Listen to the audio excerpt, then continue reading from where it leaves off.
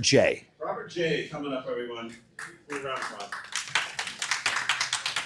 Sticker's up there. Okay, this one right here. Screen while you're talking. All right.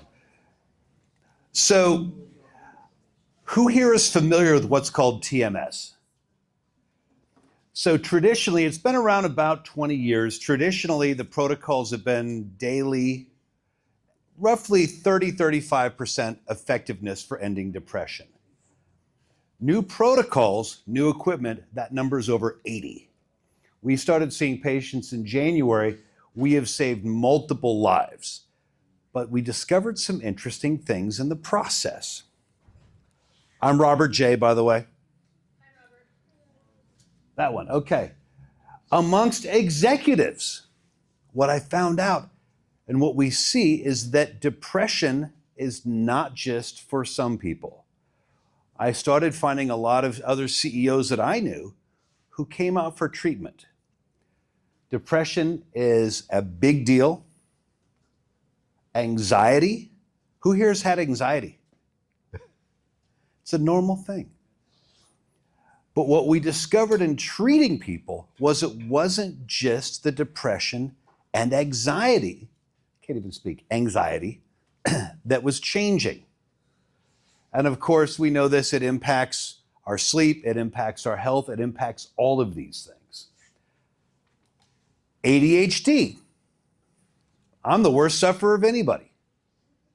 Ooh, look, a squirrel. Ultimately, these affect our ability as executives, as leadership, as organizational leadership, as entrepreneurs. What we found out was that treating depression and treating anxiety had a bunch of other impacts with the people we've treated. One of my friends is a CEO, he's in the middle of a Series B raise, and it's going rough. He was treated for depression 6 weeks ago. He told me that the only way he was able to handle the situation was because of how he felt. So what is the new competitive advantage? Emotional resilience under pressure. That's huge. Stress, recovery from stress, burnout. It's huge. But most importantly is the high-level decision making. There was a slide that I must have unfortunately did not include it. Who remembers the joke as a kid about two people in the woods and they see a bear? And one says, "I'm glad I have tennis shoes." And the other says, "Why? You'll never outrun the bear." I only have to outrun you. Now, is the bear AI? From a competitive standpoint, how many other people would kill to have your job? How many other people would love to be where you are?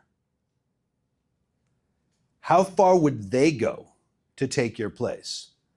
So then you have to ask, what would you do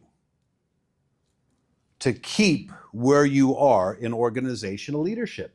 So now we've heard of biohacking 1,000 times. Brain hacking.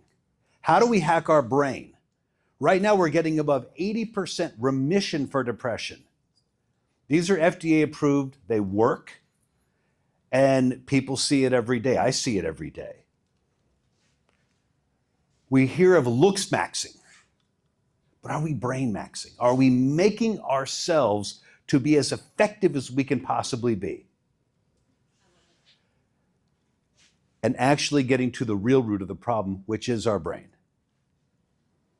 Physical fitness, what's brain fitness?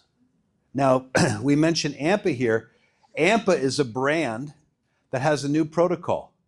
1 day and no depression for a year. 1 day. Not 5 days, not the Swift or the 4 days you saw. 1 day.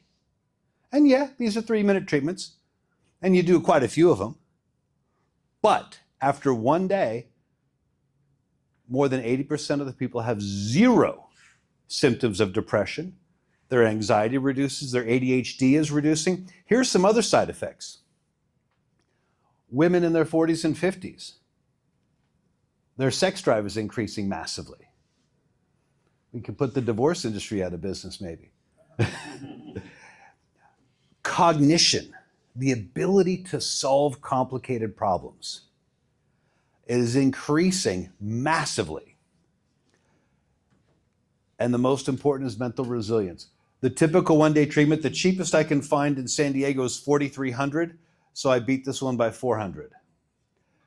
This is for people, if you know people who are depressed, suicidal, anxious, 64 million people in this country have depression. 21 million have what's called major depressive disorder. This knocks it out. Have them find me. But further than that, what I'm really interested in is this is an executive competitive tool, which is a performance membership, which is a one-day treatment and retreatment as needed.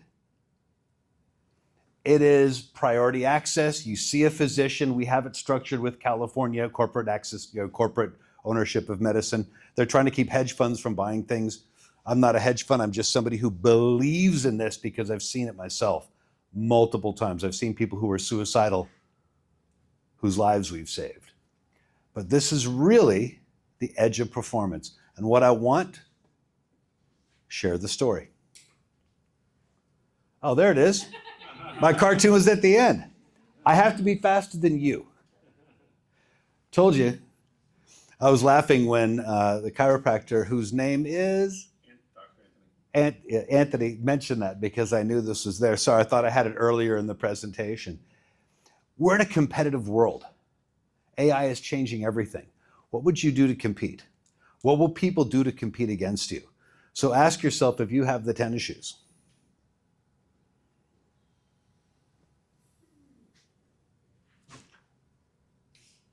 This doesn't have the... I inadvertently sent the version without the thing to scan. So,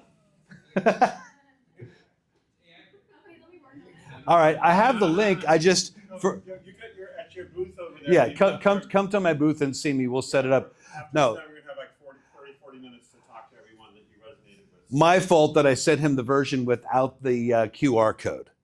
But come and talk to me. I'm Robert J., unpronounceable last name. Actually, my last name is George Haugen. If you are a World Cup fan, you will know that having a Norwegian name made it more fun. All right, thank you. Go ahead and take that back to